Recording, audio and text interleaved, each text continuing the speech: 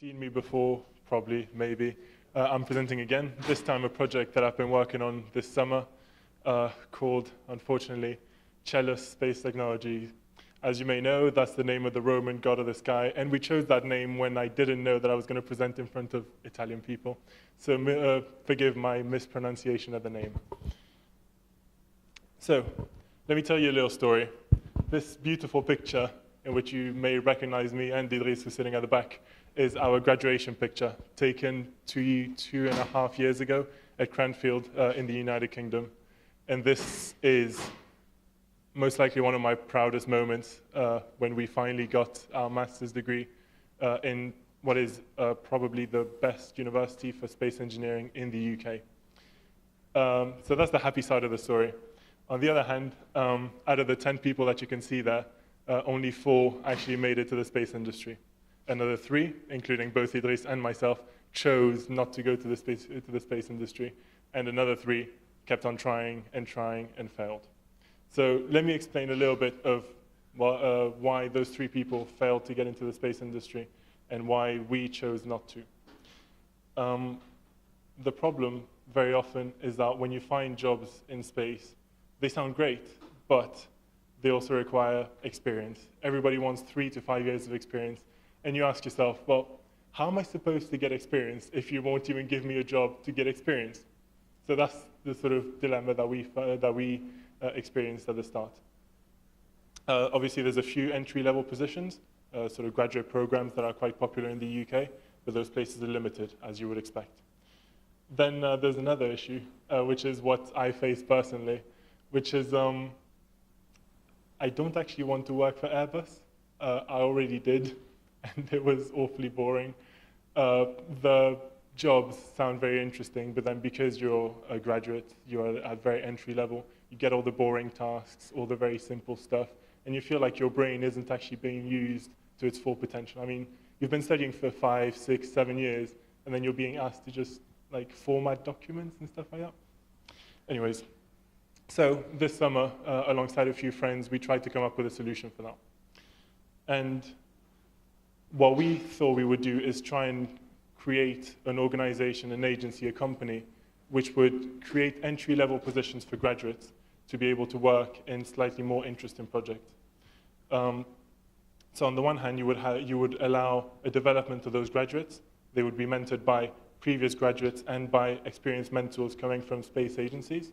And on the other hand, we would help them develop some of the most important space technologies for the future.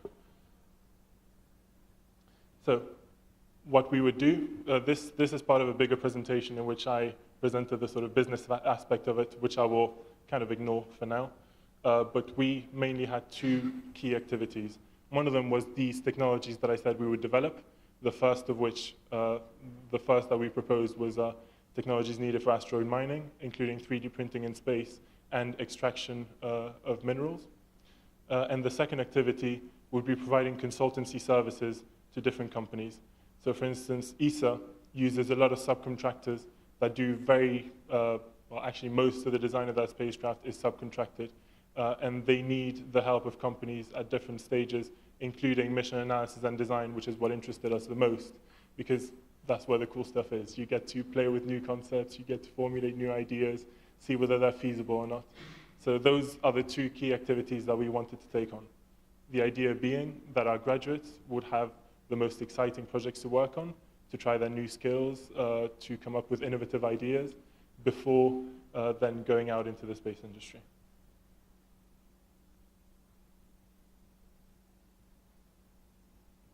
Once again, that would translate into our main income streams.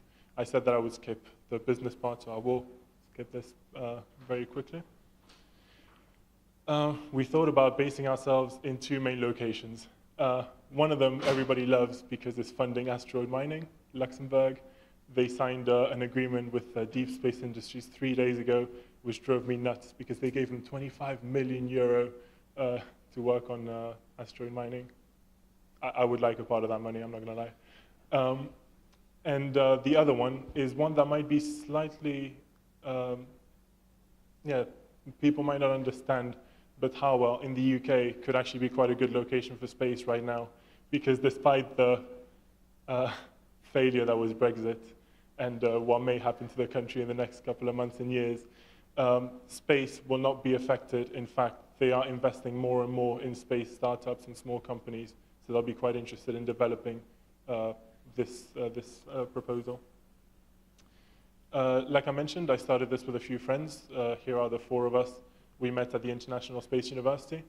A couple of us have more of an engineering background. A couple of us are more into the business aspect. And so we are the ones driving this. I think this is my last slide, yes. So the reason, I don't know if you saw on the board, but I said that this was a semi-interactive session. What do I mean by this? Well, I've got about 10 minutes left. And what I would really like, if this is okay with you all, is I would like to get your input on this. What do you think? Do you think that there needs to be more opportunities for students to work outside the traditional companies? I don't know. What do you think of my presentation? Would you have any suggestions? So yeah, I would like to open it up to you because the purpose of this presentation for me was to present this idea to all of you and try and get your impressions and your feedback. So please, if you have any questions, comments, suggestions, let me know.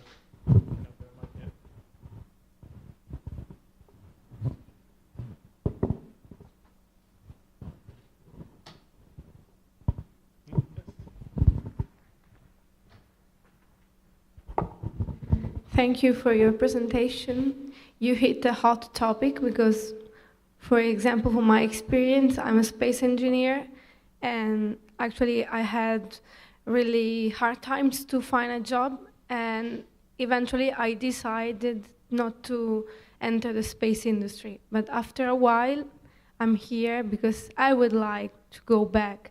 And actually it's hard if you have not connections, a network, and even if I had some experiences like thesis abroad, they just offered me like the most boring job ever.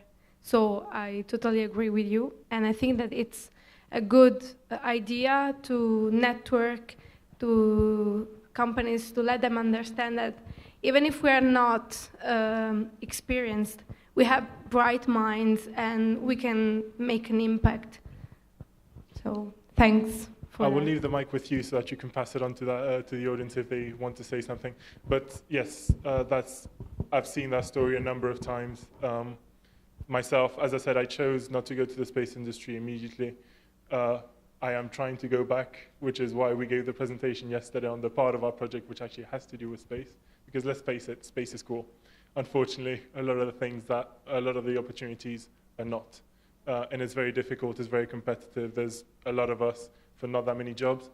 I think this is actually a very interesting time because with new space and all the sort of private companies coming into the space sector, there are going to be more and more jobs. So the opportunities are there, but unfortunately, all of them are asking for people who have 5, 10, 15 years of experience. But how do you train those people? How do you give those people the experience? And so that's what we're trying to do.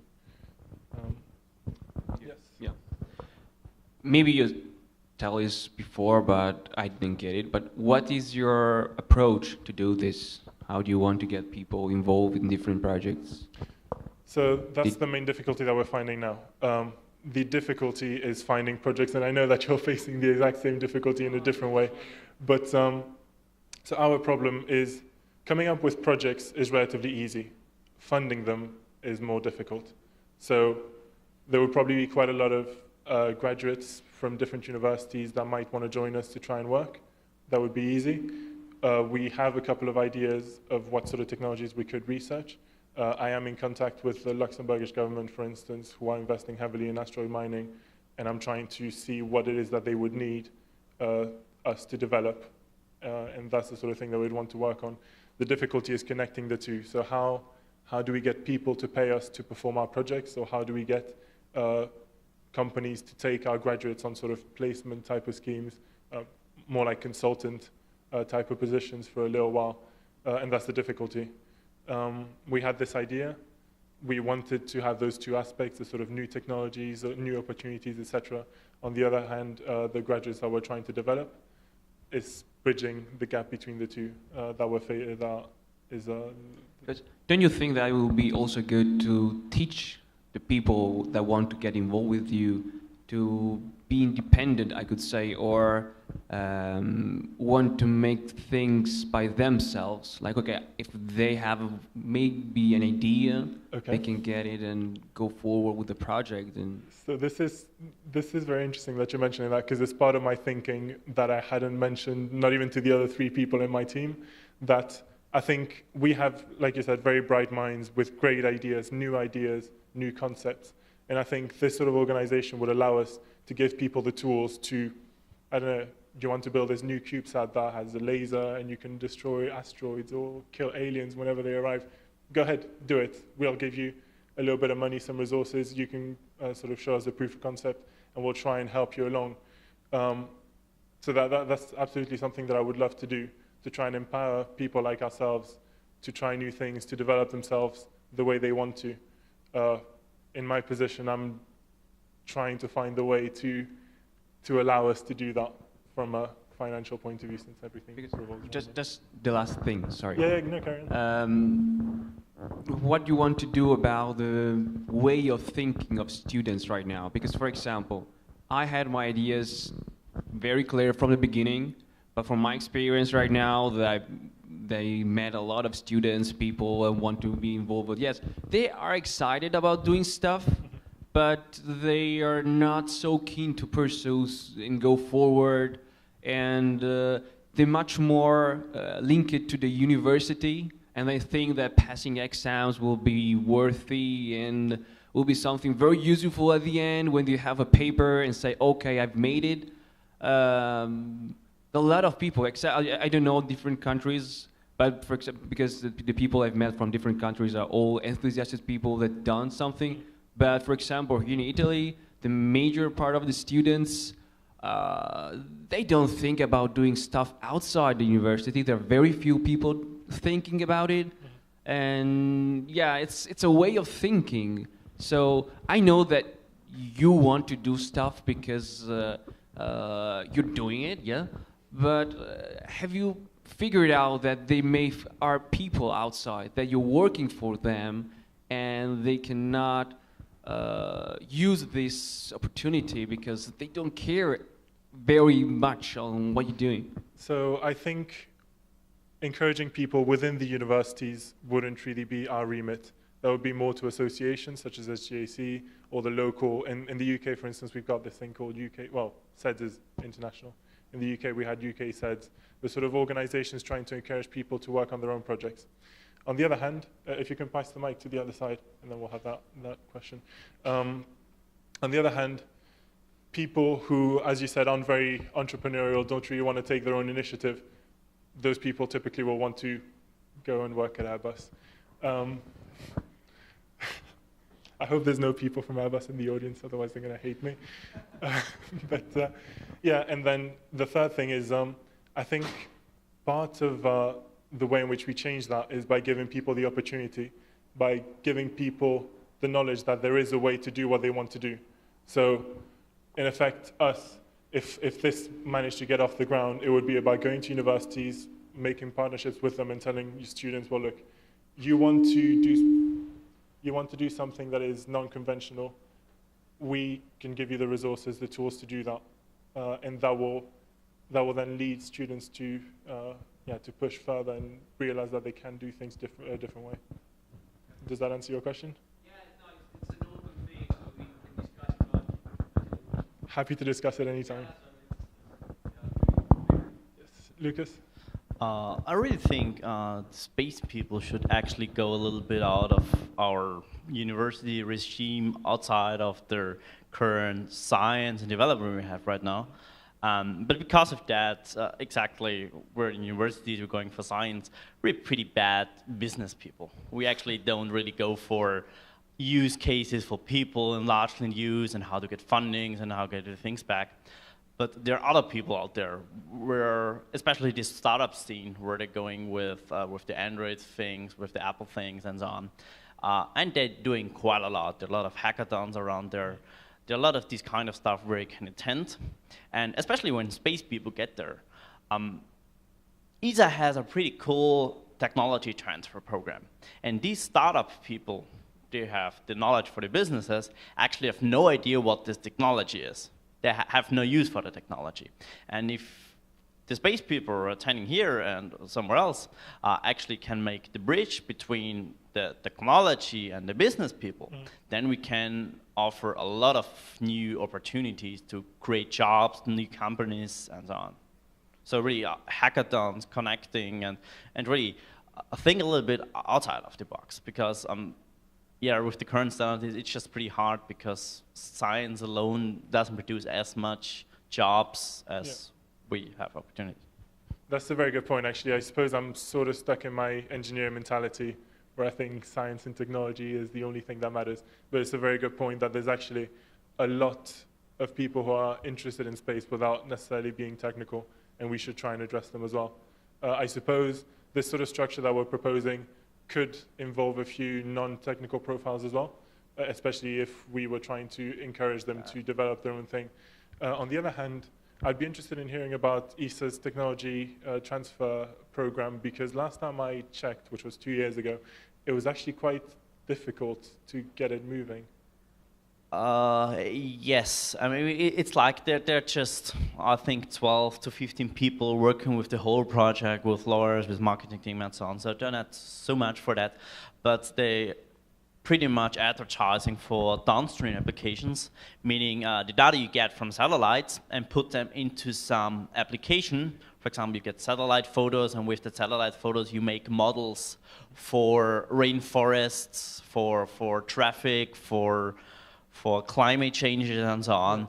And at least they advertise a lot with their free patent. They're saying if you want to make a startup, if you make a company which is pretty much downstreaming, meaning you take something from space and put it into a company which is related to something for the people, they pretty much support you with getting the patents and this kind of stuff, funding and so on. I think what is probably quite difficult about that model is that ESA is very much focused on the technology and the engineering part of it. They do not think of the applications that could come out of that technology, and they are asking people to come from outside who don't actually have the knowledge of what those patents are to come up with some solution and try and apply it to business. Whereas in something like this, if it ever came to fruition, we would try and encourage the people who actually worked on the technology to leave and do their own thing if they think that there is an application. I'm thinking of a particular example of a couple of friends of mine who used to work at ESA, and they were working on a technology for CO2 capture on the ISS. And because they knew that technology very well, they knew that it could be used in Earth applications as well. So they did exactly that. They started their own company. They created their own sort of CO2 capture mechanism that you can put in your home, and that's what they're selling at the moment. So I think, unfortunately, ESA doesn't develop that enough. I think that they should allocate more people to try and create more opportunities, but also the people who are working on those solutions, on those new businesses, should probably be involved with the technology at an earlier stage to be able to understand its potential. Otherwise, it's a difficult process. The problem is not to understanding its potential, it's about finding the use cases. I'm not a farmer, but there's sure a lot of possibilities of the technologies we're using in outer space to use in the farming industry. But to actually get that idea, you have to know the technology, and you have to know the needs of the farmers or any other production industry and so on. And to get that needs, you have to go to these people. I mean, you're all here now at the Space Hub event, but you're also attending on startup events, on crowdsourcing events, on farming industries and so on. If you do that, you can really get a kind of a big knowledge of the people around you. And that's what you really need, is this cross-referencing between different fields. The startup people don't talk to anyone outside of the field. The space people don't talk about anything out of the field. And if you really go to different fields, you will see you go there and you're pretty much special because you know so much about the space technology. And there you can really build up expertise and knowledge and opportunities.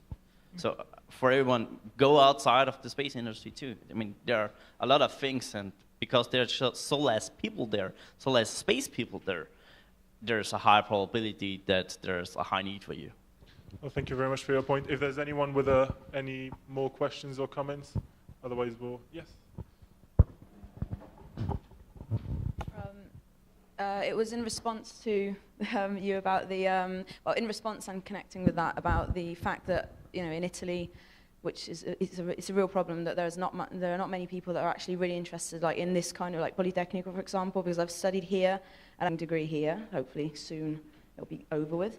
But I mean, here, you know, the education system is really closed and it's really focusing on, you know, lots of theoretical studies and everything. And I mean, like, for example, just to make an example about Space Up, one of our teachers kind of mentioned it during a class. You know, it wasn't something that was publicized by Politecnico. It wasn't, you know, we didn't have any, okay, we maybe got a newsletter in a, you know, in a big email with a whole list of other stuff that, you know, we might not be too interested in. So I reckon, you know, for something like this, for example, because if I've got an idea, I'd like to be able to, you know that there are people that are funding it, or that I can go to someone that's not just ESA, or, you know, a big company that are obviously looking for like the top, you know, students. And I haven't got top marks. You know, I'm quite average in my marks.